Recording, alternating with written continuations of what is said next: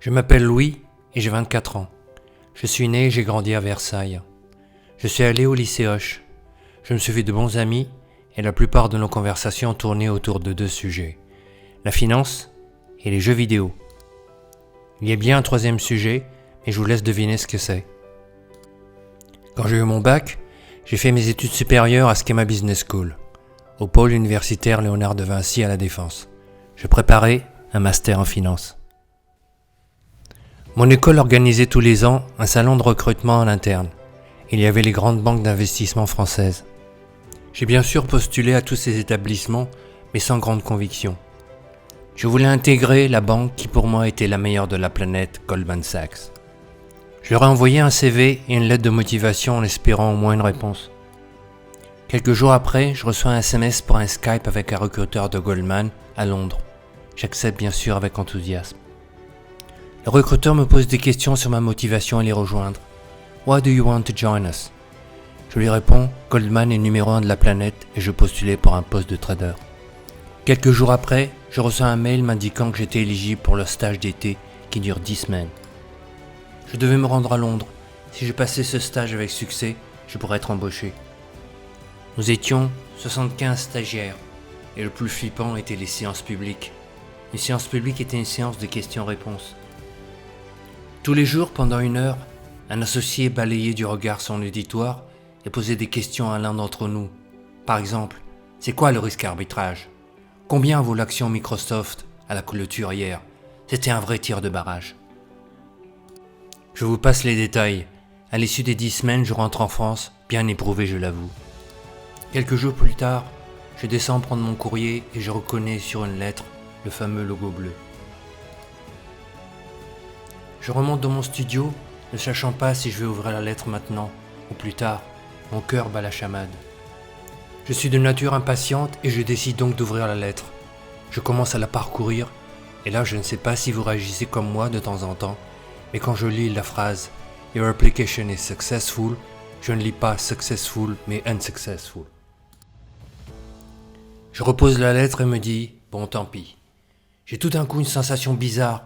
Je regarde la lettre, m'assois dans mon canapé et je relis la lettre en entier. Arrivé au mot « successful », cette fois-ci je lis correctement. Je crois que j'ai relu la lettre 5 fois. Et là dans ma tête, je me répète plusieurs reprises « T'es embauché mec! T'es embauché mec !» Et je pousse un énorme cri de joie. J'appelle mes parents, mon père était fou de joie et ma mère a pleuré de bonheur. Je crois que c'est dans ce sens-là. 2 semaines après, j'emménage à Chelsea, un quartier de Londres. J'étais à 36 minutes du boulot en métro. Mon premier jour de travail était un lundi. J'arrive au siège de la banque, l'estomac noué. Je me présente à la réception et demande Linda, ma chef. Après quelques minutes, je suis reçu par son assistante. Nous montons au 3e étage et entrons dans la salle des marchés.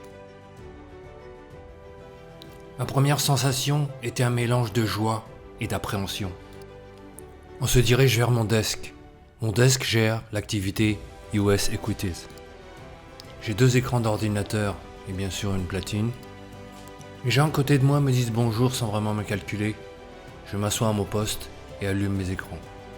À cause du Covid, un technicien de l'informatique vient m'apporter un laptop pour le télétravail. J'appelle ma chef Linda, elle veut me voir à 15h pour me donner un boulot. À 15h, je me dirige vers son bureau. Elle est en visio et me fait signe d'entrer. Je m'assois devant elle et elle termine sa visio.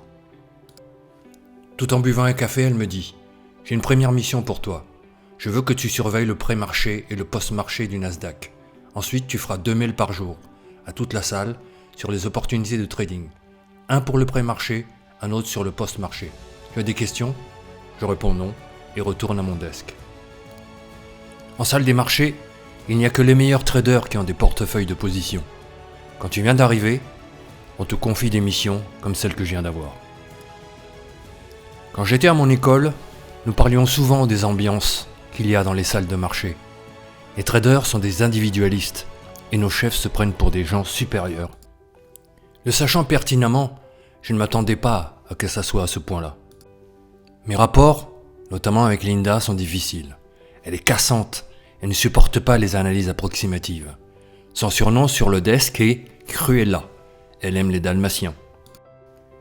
J'avoue qu'au début, je déprimais un peu. Ensuite, je me suis dit, tu as voulu être là, alors bats-toi pour te faire ta place. Pense à ta carrière. Il y a une tradition à Londres, dans le milieu professionnel. Tous les soirs, on allait au pub prendre une bière. Je suis surpris à quel point les gens coincés dans la journée devenaient tout à coup exubérants. Ça va être l'alcool. Au fur et à mesure des mois, j'avais trouvé un moyen de trouver l'info pour avancer dans mon travail. Je tirais les verres du nez de mes collègues quand on allait au pub le soir. Le British devient bavard après quelques verres. Par contre, en fin de soirée, mieux vaut les fuir. Ils sont complètement torchés. Au bout de 6 mois, j'ai eu le droit de faire des trades. Mon grand soulagement. Je ne vais pas faire l'hypocrite. Je comptais bien avoir un bonus en fin d'année. Eh oui, nous les traders, on pense bonus, on vit bonus. Mes collègues plus anciens arrivaient en Ferrari ou en Aston Martin le matin. Moi en métro pour l'instant. Un jour, le téléphone de mon collègue juste à côté de moi sonne. Il décroche et son visage se décompose. Le big boss veut le voir dans son bureau. Quand vous recevez ce genre de coup de fil, il n'y a qu'une seule raison. Vous êtes viré. Mon collègue, qui s'appelait Jason, savait que ça allait lui arriver. Son PNL était négatif. Ce qui est impressionnant, du moins la première fois, est qu'une fois que Jason se lève pour aller au bureau du boss, des gars de l'informatique arrivent à son poste et verrouillent tous ses accès. Je n'ai jamais revu Jason. Ça fait maintenant 1 an que je suis chez Goldman. Et arrive le moment que nous attendions tous, les bonus. Ce moment est un vrai cérémonial. Je dirais une pièce de théâtre en temps réel. On nous appelait un à un dans le bureau de notre chef pour l'entretien bonus. Ça dure pas longtemps, 1 minute au plus.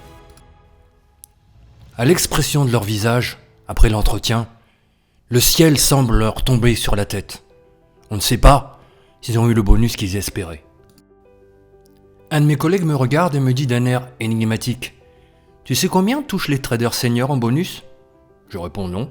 « Tu sais mec, le trader senior là-bas, il a empoché 1,5 million de livres. Le plus gros bonus, c'est Linda qui l'a eu. Elle a touché 4 millions. » Il me regarde de nouveau et me dit « Au fait, t'es déjà allé aux îles Caïmans ?» Je réponds « Non, pourquoi ?» Il rétorque d'un air amusé « Bah, où tu vas ouvrir un compte si t'as un bonus ?» Il se lève et s'en va en rigolant. Mon téléphone sonne. C'est ma boss. Louis, it's your turn. Je me lève et me dirige vers son bureau. Elle m'invite à m'asseoir et me dit en souriant « Je suis content de ta première année. Tu as un PNL de 25 millions de livres. C'est la première fois qu'un trader junior fait aussi bien. » Je réponds merci, et dans ma tête, j'attends l'annonce du chiffre fatidique. Mais c'est pas pour tout de suite. Elle m'annonce que je vais hériter de 3 nouveaux portefeuilles, dont un sur les dérivés. Je reste impassible, mais au fond de moi, j'exulte de joie. Tout d'un coup, elle me dit « $500,000 is fine for you? » C'était pas vraiment une question en fait. Là, je ne peux m'empêcher de montrer un visage ravi. Bah oui, je suis jeune. Et dans ma tête, je vois une Aston Martin. Allez savoir pourquoi. « 500 000 livres, me dis-je dans ma tête, et je me sens tout léger. Je sors dans la rue un instant pour reprendre mes esprits. Je reviens à mon poste avec un faux air triste. Je clique sur la souris, tape mon mot de passe, je fixe mes écrans sans vraiment regarder ce qui se passe. En sortant du boulot, je vais faire un tour au bord de la Tamise. C'est la première fois en 1 an que je profite un peu de la ville. J'ai réussi mon entrée dans le monde de la finance. Après le Covid, je serai millionnaire.